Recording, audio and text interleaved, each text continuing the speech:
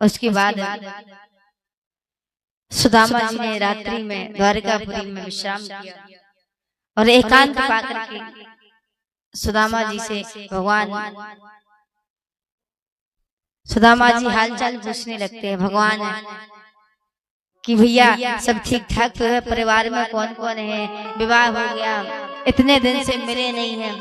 लेकिन जैसे ही भगवान घुमा फिरा के भेंट के ऊपर आते सुदामा जी फिर बात घुमा देते और जैसे तैसे करके भगवान ने सुदामा जी के वक्ष स्थल से वो तंदुल चावल की पोटली निकाली और भगवान ने एक मुट्ठी तंदुल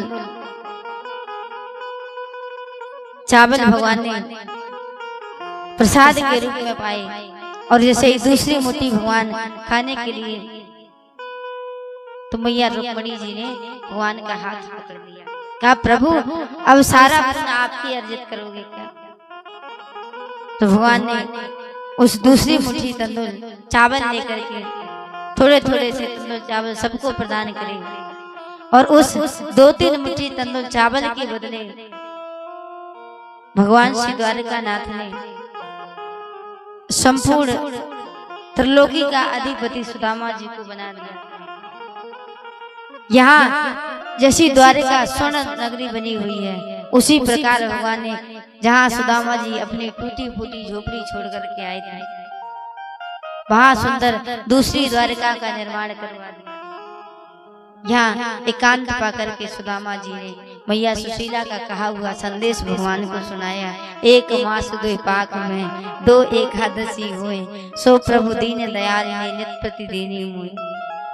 तब भगवान ने कहा कि सुदामा जी अब हमारी तरफ से जाकर के एक संदेश हमारी भाभी से कहना, होनी थी सो है गई अब ना ऐसी हुए और भाभी तेरे भवन में नित्य द्वादशी हुए। अब 11 आने वाली नहीं, अब नित्य प्रतिदिन द्वादशी बनी हुई। और भगवान ने दूसरी सुंदर द्वारका का निर्माण जहाँ सुदामा जी झोपड़ी छोड़ करके आए थे और अंत में सुदामा जी ने अपने नगर की ओर प्रस्थान किया है और वहां पर जहाँ मैया सुशीला ने अपना पूरा जीवन एक साड़ी में गुजार दिया था, रात्रि होती उसी साड़ी को ओढ़ करके सो जाती, सुबह होती उसी साड़ी को पहन लेती और आज देखा स्वर्ण थाली हाथ में लेकर के सुदामा जी के स्वागत के लिए खड़ी है। इसका अभिप्राय है कि सुदामा जी के जीवन में सब कुछ मिल गया था, ऐश वैभव, परंतु फिर भी भगवान की भक्ति नहीं छोड़ी। ऐसे प्रभु के मित्र श्री सुदामा जी की पावन कथा का वर्णन हम सभी ने श्रवण किया। राजा परीक्षित से श्री सुखदेव जी ने कहा कि राजन आज 7वां दिवस है और तुम्हें जरा भी भय नहीं है कि आज किसी भी क्षण तक्षक आकर के तुम्हें डस लेगा।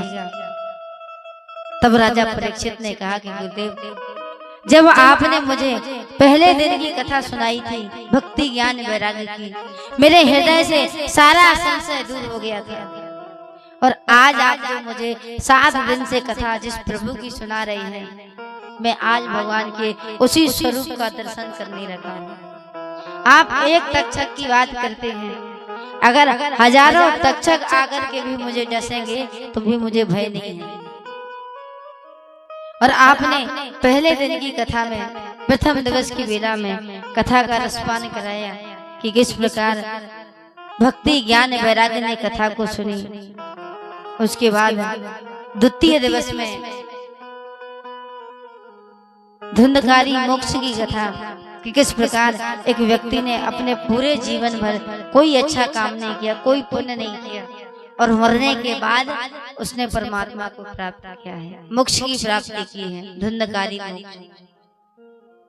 उसके बाद महाभारत की कथा का वर्णन श्रवण कराया कि राजा परीक्षित का जन्म किस प्रकार हुआ महाभारत में।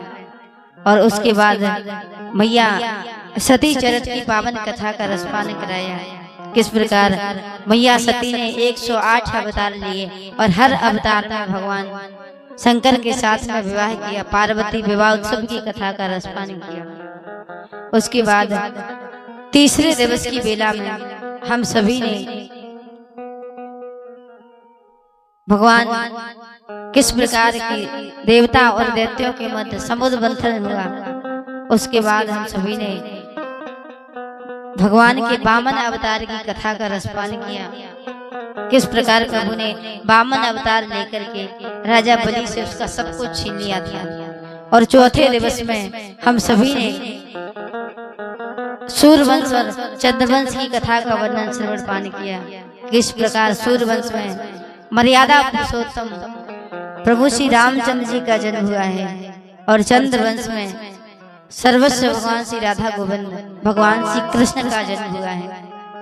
तो कृष्ण जन्मोत्सव की कथा का रसपान किया। उसके बाद 5वें दिवस में जब भगवान 4 दिन के थे तो बाबा भोलेनाथ जी ब्रज में दर्शन करने आए। उसके बाद पूतना मौसी ब्रज में आई, अकासुर का उद्धार किया, बकासुर को मारा, तन्नावत का उद्धार किया, सप्तासुर को मारा।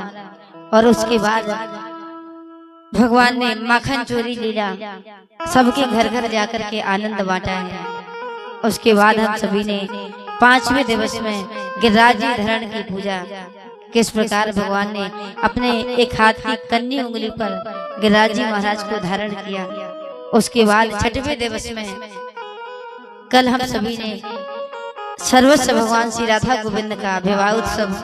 और उसके बाद आज 7वें दिवस की बेला में हम सभी ने सुदामा चरित्र की पावन कथा का रसपान किया। कहा कि प्रभु जब इतनी कथा आपने मुझे रसपान कराई तो मेरे हृदय से सारा संशय दूर हो गया। और मालूम है राजा परीक्षित ने अपनी मृत्यु का कैसे स्वागत किया था कि तक्षक नाग आज मुझे डसने आएगा। तो सारे रास्ते में पुष्पों की वर्षा कर दी थी, दोनों ओर दूध के प्याले रख दिए ताकि उसको आने में कोई कष्ट ना हो। और ये श्राप दिया किसने था राजा परीक्षित को? समीक ऋषि के पुत्र थे श्रृंगी ऋषि, जिन्होंने श्राप दिया था। तो दोनों तरफ मृत्यु का स्वागत किया। और राजा परीक्षित की जो देह थी, उनका जो शरीर था, कहते कि जिस व्यक्ति को सांप डस ले उस व्यक्ति को मोक्ष नहीं मिलता है। फिर राजा परीक्षित को मोक्ष कैसे मिला था? क्योंकि तक्षक नाग आता उससे पहले ही राजा परीक्षित ने अपने प्राण त्याग दिए थे, अपना शरीर त्याग दिया था। और जब आत्मा शरीर से निकल गई थी उसके बाद तक्षक नाग ने आकर के उस मिट्टी को डसा और भगवान का गुणगान 24 घंटे। यजमान जी आपने तो 3 घंटे बैठ करके कथा सुनी है।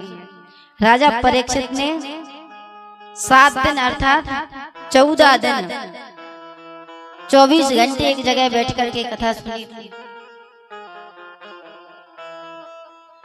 और अंत में राजा परीक्षित की देह को तक्षक नाग ने आकर के डसा। और उसके बाद राजा परीक्षित के 4 पुत्र थे, जिनमें से सबसे बड़े पुत्र का नाम था जनमेजय।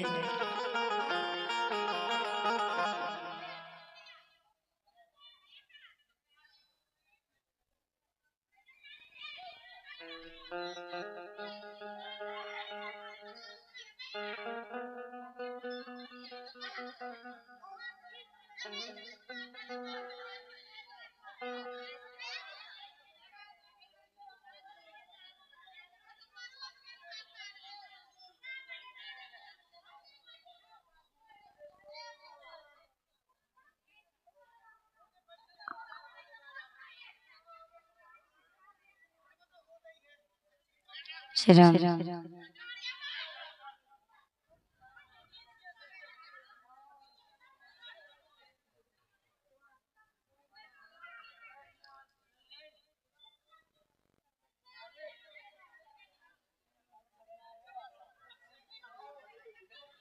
बोलिए वृंदावन बिहारी लाल की, राधा माधव सरकार की। देखो लड़ाई देखने के लिए आप लोग कितने जल्दी खड़े हो गए, और आरती में खड़े होने के लिए 10 बार बोलना पड़ता है तब खड़े होते हो।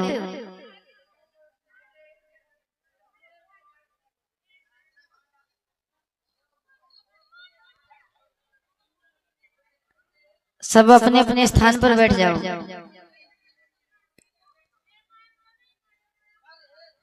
मारपीट करने की कोई आवश्यकता नहीं है। सबसे पहले व्यवस्था घर वालों ने भंग की है, इसलिए ज्यादा वो करने की आवश्यकता नहीं है। शांतिपूर्वक कथा का रसपान करें।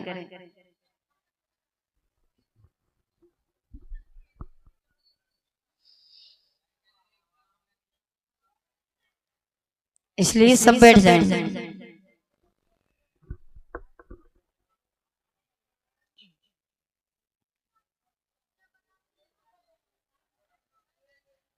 श्री राम। और कहा कि मृत्यु का स्वागत किया। और जब राजा परीक्षित की देह को, मिट्टी को